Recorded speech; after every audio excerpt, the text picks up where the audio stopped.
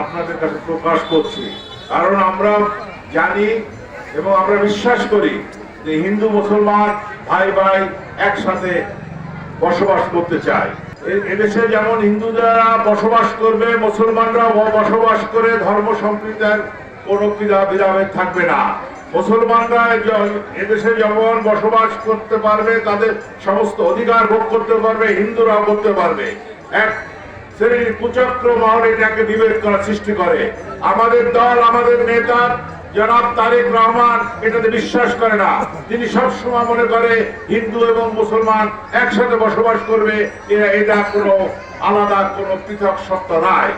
আকুল আবেদন যে আপনারা সামনে যে 12ই ফেব্রুয়ারি যে নির্বাচন হচ্ছে, সেই নির্বাচনে ধানের শীষে ভোট দিয়ে আমাকে জয়যুক্ত করুন, আমার নেতা জনাব তারেক রহমানকে জয়যুক্ত করুন এবং আমরা ইনশাল্লাহ একসাথে সমগ্র নড়াইলবাসী হিন্দু মুসলমান একসাথে বসবাস করব।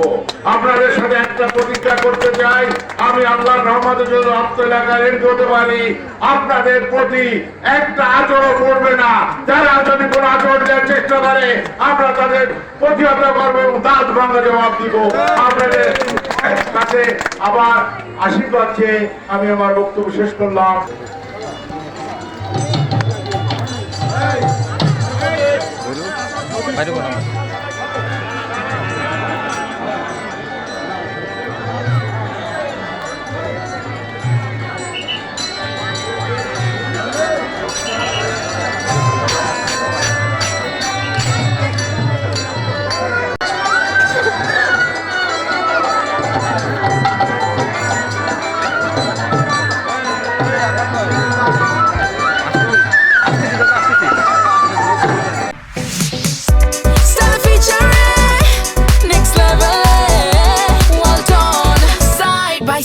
Fridge.